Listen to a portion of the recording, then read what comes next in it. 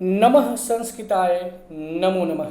प्यारे बच्चों, आज हम सभी रिवीजन टेस्ट के अंतर्गत कक्षा सप्तम विषय संस्कृत के अंतर्गत व्याकरण भाग से पूछे गए प्रश्नों पर अध्ययन करेंगे।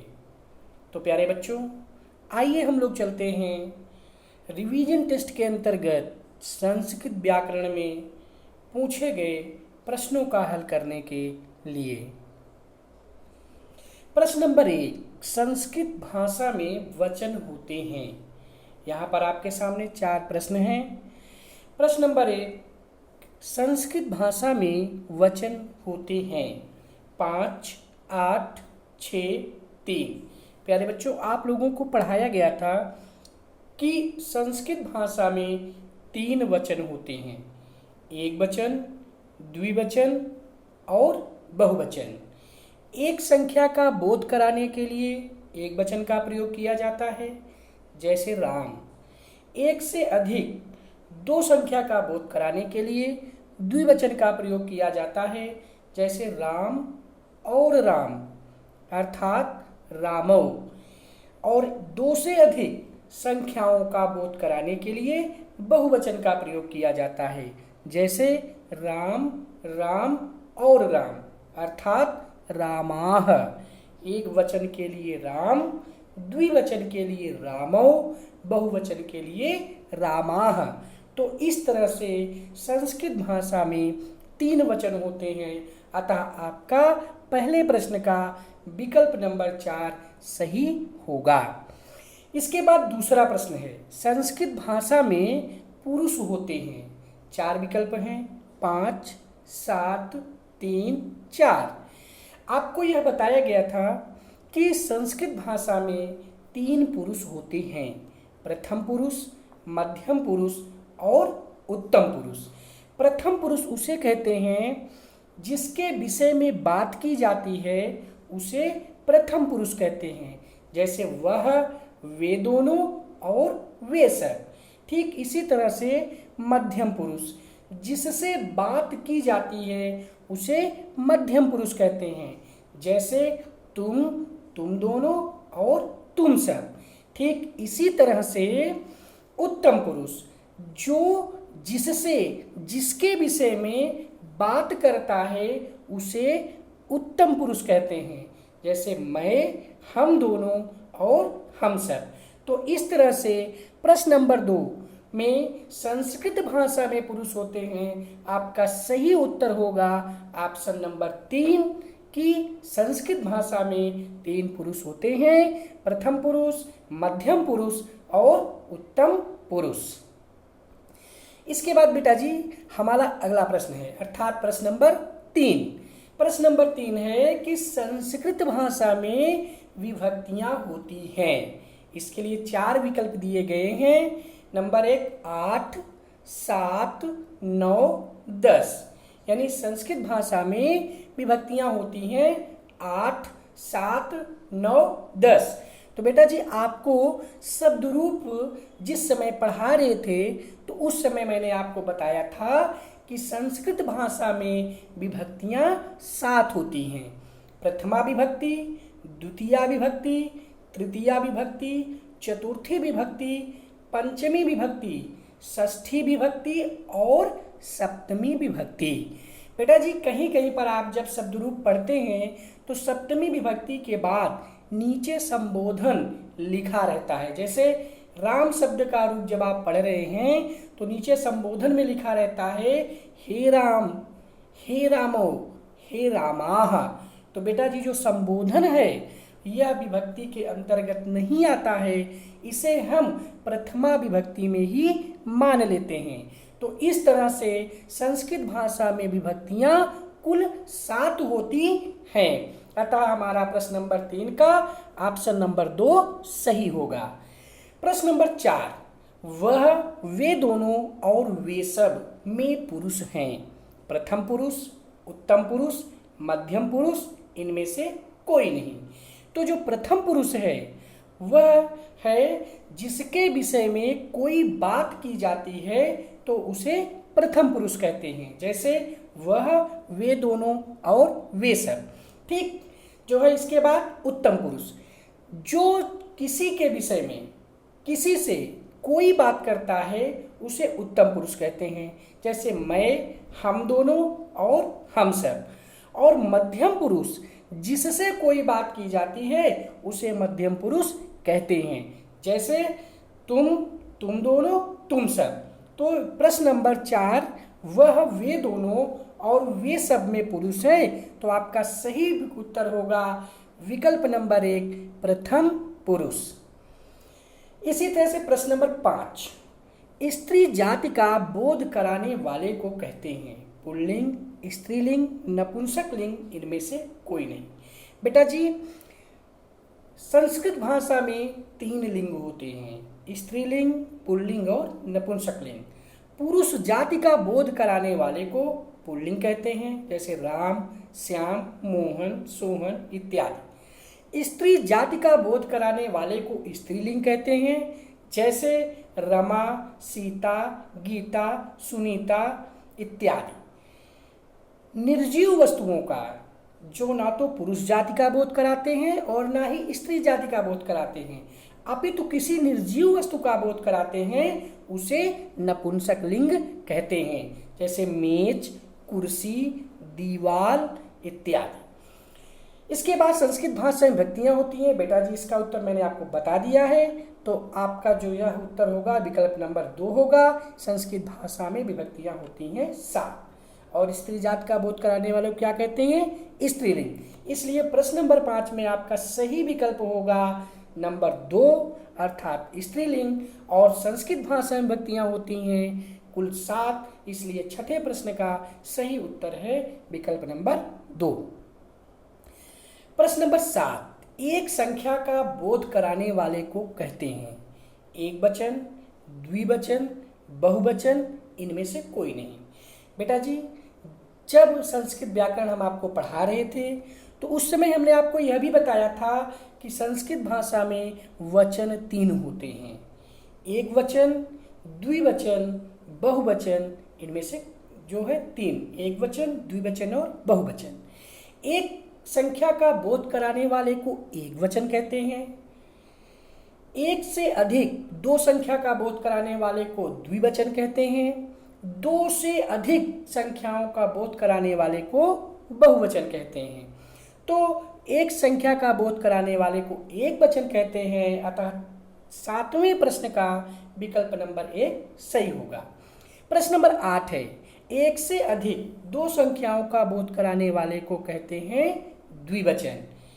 तो इस तरह से प्रश्न नंबर 8 का विकल्प नंबर 2 सही होगा, द्विवचन। 2 से अधिक संख्याओं का बोध कराने वाले को कहते हैं एक वचन, द्विवचन, बहुवचन। 2 से अधिक संख्याओं का बोध कराने वाले को बहुवचन कहते हैं, अतः प्रश्न नंबर 9 का विकल्प नंबर 3 सही होगा, बहुवचन।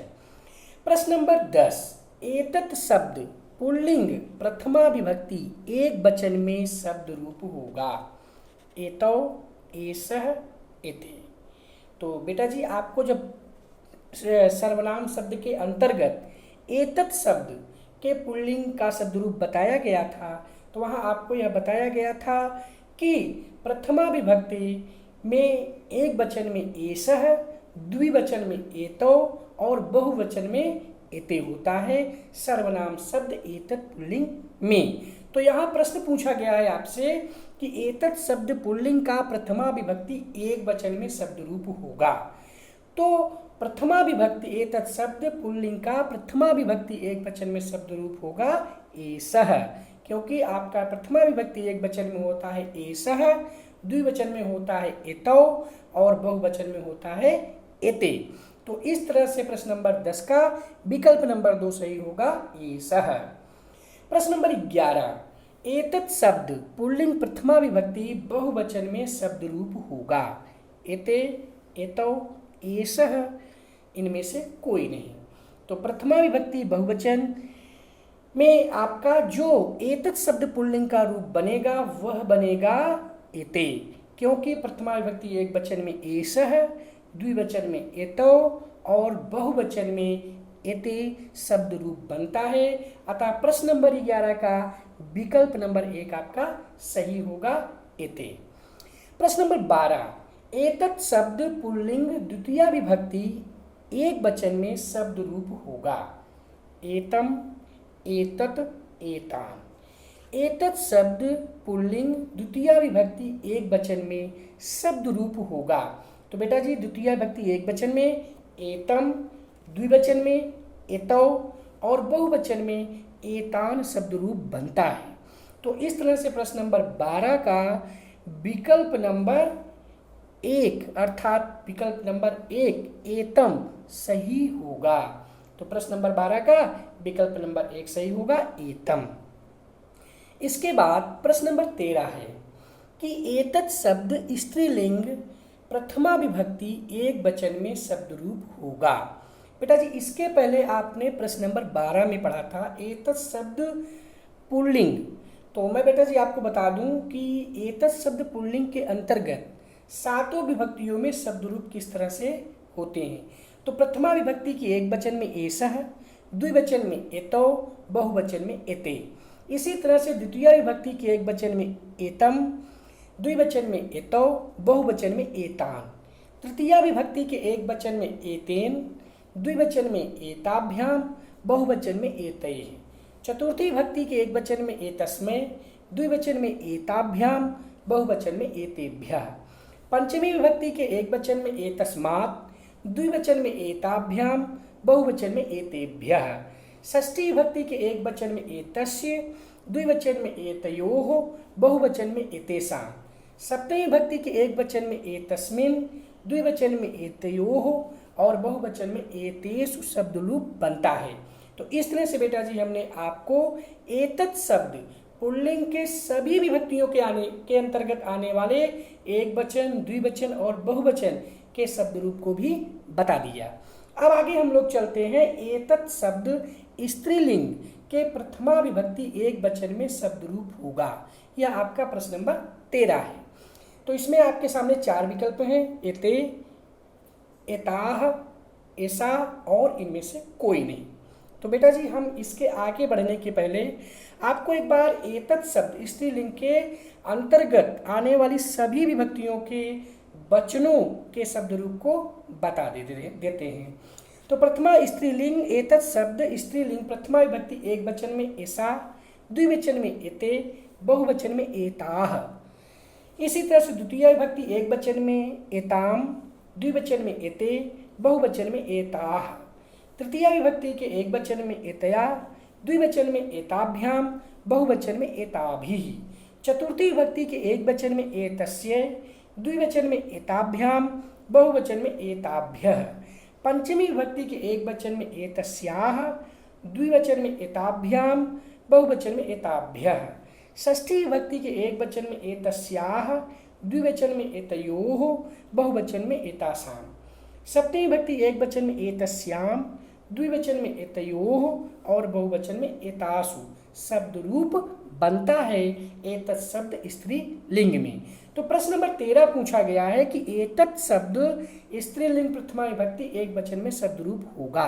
एते, एताह, ऐसा इनमें से कोई नहीं। तो बेटा जी प्रथमा विभक्ति एक वचन में ऐसा, द्विवचन में एते और बहुवचन में एताह शब्द रूप बनता है। तो इस तरह से एतत् शब्द स्त्रीलिंग प्रथमा विभक्ति एक वचन में विकल्प नंबर 3 ऐसा सही होगा। प्रश्न नंबर 14, एतत् शब्द स्त्रीलिंग प्रथमा विभक्ति बहुवचन में शब्द रूप होगा। एताह, एते, एता अथवा इनमें से कोई नहीं। तो प्रथमा विभक्ति बहुवचन एतत् शब्द स्त्रीलिंग में जो सही विकल्प होगा वह होगा विकल्प नंबर 1, क्योंकि एतत् शब्द के प्रथमा विभक्ति एक वचन में ऐसा, द्विवचन में एते और बहुवचन में एताह शब्द रूप बनता है। अतः 14वें प्रश्न का विकल्प नंबर 1 एताह सही होगा। इसके बाद प्रश्न नंबर 15 है, एतत् शब्द स्त्रीलिंग सप्तमी विभक्ति एक वचन में शब्द रूप होगा। एतयोः, एतस्याम, एतस्याः, एताः। तो यहाँ पर देखेंगे बेटा जी, सप्तमी विभक्ति एक वचन में एतत् शब्द स्त्रीलिंग का शब्द रूप बनता है एतस्याम एक वचन में, एतयोः द्विवचन में, एतासु बहुवचन में। तो 15वें प्रश्न का जो सही विकल्प होगा वह होगा विकल्प नंबर 2 एतस्याम। तो एतत् शब्द स्त्रीलिंग, सप्तमी विभक्ति एक वचन में शब्द रूप होगा एतस्याम। प्रश्न नंबर 16, एतत् शब्द नपुंसक लिंग प्रथमा विभक्ति बहुवचन में शब्द रूप होगा एतान, एते, एतत्। बेटा जी नपुंसक लिंग और पुल्लिंग एतत् शब्द के शब्द रूप प्रथमा और द्वितीय विभक्ति में अलग है, तृतीय विभक्ति से लेकर सप्तमी विभक्ति तक एक ही है। यानी जिस तरह से तृतीय विभक्ति से लेकर सप्तमी विभक्ति तक एतत् शब्द रूप पुल्लिंग चलता है, ठीक उसी तरह से एतत् शब्द नपुंसक लिंग भी तृतीय विभक्ति से लेकर सप्तमी विभक्ति तक वह एतत् शब्द पुल्लिंग की तरह ही होता है। तो इस तरह से जो है सिर्फ प्रथमा और द्वितीय विभक्ति में ही परिवर्तन है। जहाँ एतत् शब्द पुल्लिंग में प्रथमा विभक्ति में होता है एषः, एतौ, एते, वहीं एतत् शब्द नपुंसक लिंग के प्रथमा विभक्ति में होता है एतत्, एते, एतानि। इसी तरह से एतत् शब्द पुल्लिंग में जहाँ द्वितीय विभक्ति में होता है एतम, एतौ, एतान, वहीं एतत् शब्द नपुंसक लिंग के द्वितीय विभक्ति में होता है एतत्, एते, एतानि। शेष सारे शब्द रूप एतत् शब्द पुल्लिंग की तरह ही होते हैं। तो यहाँ प्रश्न नंबर जो 16 है कि एतत् शब्द नपुंसक लिंग प्रथमा विभक्ति बहुवचन में शब्द रूप होगा, तो आपका सही उत्तर होगा एतानि, क्योंकि एतत् शब्द नपुंसक लिंग प्रथमा विभक्ति एक वचन में एतत्, द्विवचन में एते और बहुवचन में एतानि शब्द रूप बनता है। अतः प्रश्न नंबर 16 का विकल्प नंबर 1 सही होगा। इसके बाद प्रश्न नंबर 17, एतत् शब्द नपुंसक लिंग प्रथमा विभक्ति एक वचन में शब्द रूप होगा एतम, एतत्, एतान, इनमें से कोई नहीं। तो एतत् शब्द नपुंसक लिंग प्रथमा विभक्ति एक वचन में शब्द रूप होगा आपका एतत्, द्विवचन में एते और बहुवचन में एतान। तो इस तरह से प्रश्न नंबर 17 का विकल्प नंबर 2 आपका सही होगा एतत्। प्रश्न नंबर 18, चर धातु लट लकार प्रथम पुरुष एक वचन में धातु रूप होगा। बेटा जी आपके पाठ्यक्रम में सीबीएसई बोर्ड ने धातु रूप के अंतर्गत चर धातु को भी निर्धारित किया है। तो यह जो प्रश्न है यह चर धातु अर्थात चलना या चरना इस धातु रूप के लट लकार से प्रश्न यह निर्मित है अर्थात बना है। तो चर धातु लट लकार में आपका जो शब्द रूप बनता है वह बनता है प्रथम पुरुष में चरति, चरतः, चरन्ति, मध्यम पुरुष में चरसि, चरथः, चरत और उत्तम पुरुष में चरामि, चरावः, चरामः। तो यहाँ पर प्रश्न पूछा है आपसे कि चर धातु लट लकार प्रथम पुरुष एक वचन में धातु रूप होगा चरत्य, चरतः, चरति, चरन। तो बेटा जी चर धातु लट लकार प्रथम पुरुष एक वचन में धातु रूप बनता है चरति। तो 18वें प्रश्न का विकल्प नंबर 2 आपका सही होगा चरति। प्रश्न नंबर 19, चर धातु लट लकार उत्तम पुरुष एक वचन में धातु रूप होगा चरति, चरतः, चरामि। तो चर धातु लट लकार उत्तम पुरुष के एक वचन में जो धातु रूप बनता है वह बनता है चरामि, द्विवचन में चरावः और बहुवचन में चरामः। तो इस तरह से प्रश्न नंबर 19 का ऑप्शन नंबर 3 चरामि सही होगा। प्रश्न नंबर 20 है चर धातु लोट लकार प्रथम पुरुष एक वचन में धातु रूप होगा चरतु, चरताम, चरन्तु। चर धातु लोट लकार का जो धातु रूप बनता है वह आपका प्रथम पुरुष में है चरतु एक वचन, द्विवचन में चरताम, बहुवचन में चरन्तु। इसी तरह से मध्यम पुरुष के एक वचन में चर, द्विवचन में चरतम, बहुवचन में चरत।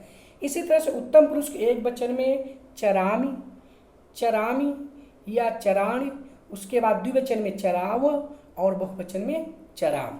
तो चर धातु लोट लकार प्रथम पुरुष एक वचन में धातु रूप होगा चरतु। अतः 20वें प्रश्न का विकल्प नंबर 1 हमारा सही होगा। प्रश्न नंबर 21 है, लट लकार का हिंदी अर्थ है। बेटा जी आपको धातु रूप पढ़ाते समय हमने यह बताया था कि लकार के हिंदी अर्थ क्या हैं, यह भी आपको याद रखना होगा। जैसे लट लकार को हिंदी में कहते हैं वर्तमान काल, लिट लकार को हिंदी में कहते हैं भविष्यत काल, लंग लकार को हिंदी में कहते हैं भूतकाल या अतीत काल, लोट लकार को कहते हैं आज्ञा अर्थ में अथवा आदेश देने के अर्थ में, और विधिलिंग लकार को हिंदी में कहते हैं विधि या संभावना के अर्थ में अथवा चाहिए के अर्थ में। तो यहाँ पर प्रश्न नंबर 21 में यह पूछा गया है कि लट लकार का हिंदी अर्थ है। तो लट लकार को हिंदी में कहते हैं वर्तमान काल, भूतकाल, भविष्यकाल, इनमें से कोई नहीं। तो जो हमारा सही उत्तर होगा वह प्रश्न नंबर 21 का विकल्प नंबर 1 होगा वर्तमान काल। प्रश्न नंबर 22, लिट लकार का हिंदी अर्थ है भूतकाल, भविष्यकाल, वर्तमान काल, इनमें से कोई नहीं। तो बेटा जी लिट लकार को हिंदी में भविष्य काल कहते हैं, और इस तरह से प्रश्न नंबर 22 का विकल्प नंबर 2 सही होगा भविष्य काल। प्रश्न नंबर 23, लोट लकार का अर्थ है वर्तमान काल, आज्ञा आदेश अर्थ में, भूतकाल, इनमें से कोई नहीं। तो लोट लकार का अर्थ होता है बेटा जी आज्ञा अथवा आदेश के अर्थ में। तो प्रश्न नंबर 23 का विकल्प नंबर 2 सही होगा। प्रश्न नंबर 24, अतीत काल को कहते हैं लट लकार, लंग लकार, लिट लकार, इनमें से कोई नहीं। तो अतीत काल कहते हैं भूतकाल को, और भूतकाल के लिए लंग लकार का प्रयोग किया जाता है। अतः प्रश्न नंबर 24 का विकल्प नंबर 2 लंग लकार सही होगा। प्रश्न नंबर 25, चर धातु का अर्थ है जाना, चरना या चलना, आना, इनमें से कोई नहीं। बेटा जी चर धातु के 2 अर्थ हैं, एक होता है चरने के अर्थ में और दूसरा होता है चलने के अर्थ में, तथा चर धातु का अर्थ है चरना अथवा चलना। अतः प्रश्न नंबर 25 का विकल्प नंबर 2 सही होगा। तो इस तरह से प्यारे बच्चों हम लोगों ने रिवीजन टेस्ट के अंतर्गत संस्कृत व्याकरण से जो भी प्रश्न पूछे गए थे उन प्रश्नों का हम लोगों ने व्याख्या सहित उत्तर जाना और समझा। आज के लिए बस इतना ही। नमः संस्कृताय, धन्यवाद।